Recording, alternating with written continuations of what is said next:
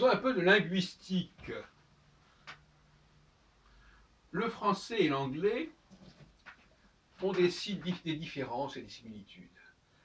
Et j'ai insisté il y a déjà quelque temps sur le fait que la langue française avait un avantage, un signe sur la langue anglaise, du moins pour les personnes qui veulent apprendre la langue, par exemple pour les enfants. Parce que moi, je m'intéresse beaucoup au développement mental de l'enfant. Et donc, par conséquent, la façon dont il va rencontrer la langue est très importante. Or, la question est de savoir si l'enfant qui va apprendre le français va se développer mentalement, intellectuellement, de la même manière que l'enfant qui va apprendre l'anglais. Alors, si certains connaissent mes travaux là-dessus, mais je vais y revenir. L'anglais est une langue qui a beaucoup emprunté, qui est très hétérogène. Et une langue hétérogène est une langue qu'on ne peut pas apprendre facilement. Parce qu'il y a un effort sémantique, un effort de mémorisation, qu'est-ce que veut dire ceci, qu'est-ce que veut dire cela, etc., qu'on ne peut pas deviner. Or, c'est important que l'enfant puisse deviner quand il est dans une langue. Plus il pourra deviner la langue, moins il aura besoin de faire appel à autrui, et plus il pourra préserver son autonomie mentale, qu'il avait déjà dans le stade non-verbal ou pré-verbal.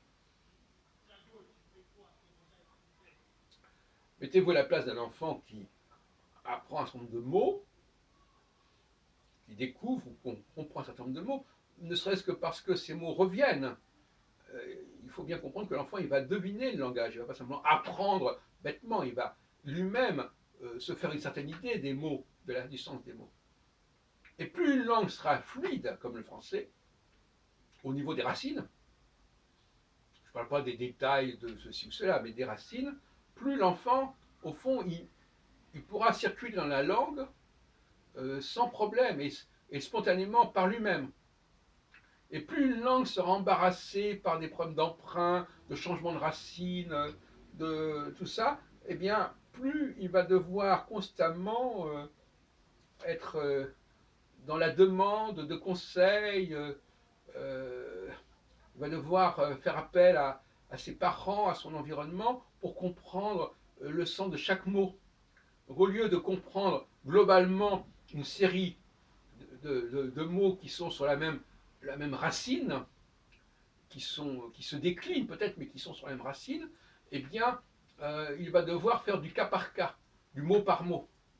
Et ça, c'est beaucoup plus lourd. Et par conséquent, je ne sais pas si vous voyez ce que je veux dire, je vais vous donner quelques exemples. Prenons le mot end, la fin, en anglais. L'adjectif, c'est final. Final. Quel rapport y a-t-il entre end et final? Comment voulez-vous que quelqu'un fasse la connexion par lui-même, devine qu'il y a un rapport entre end et final? Alors qu'en français, on a fin et final, finalement. Voyez-vous, voilà un exemple, je pourrais vous donner des centaines comme ça. Une langue qui emprunte est une langue qui est déconcertante pour le jeune qui emprunte. Alors, évidemment, après coup, on se dit, mais tout ça, ça s'apprend, mais on ne se met pas à la place de l'enfant qui commence à rentrer dans la langue. Or, ce qui m'intéresse, c'est le passage du stade non verbal au stade verbal, et il se fait beaucoup plus en douceur et progressivement quand l'enfant va apprendre le français que quand il va apprendre l'anglais. C'est pour ça que de toute façon, il vaut mieux apprendre le français avant d'apprendre l'anglais. L'anglais, d'ailleurs, étant une langue véhiculaire, une langue globiche qu'on va peut-être apprendre sur le tard. Mais ce n'est pas la première langue à apprendre, l'anglais, certainement pas. D'autant plus que de toute manière, quand on a appris le français, on peut passer assez facilement, on peut basculer assez facilement vers l'anglais, donc il n'y a pas de problème.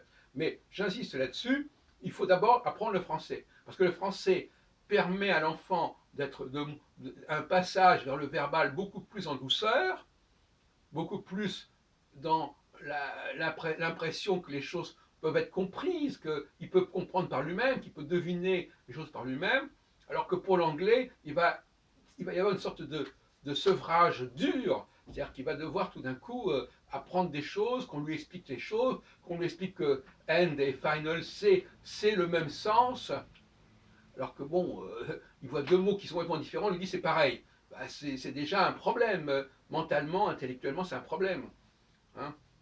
Euh, de même que par exemple, total en anglais, ça veut dire total, et ils ont les mots all ou all, alors qu'en français, on a tout et total. Voyez-vous. Donc, mettons-moi, moi j'ai une grand-mère institutrice qui a écrit à la fin de sa vie un précis d'orthographe.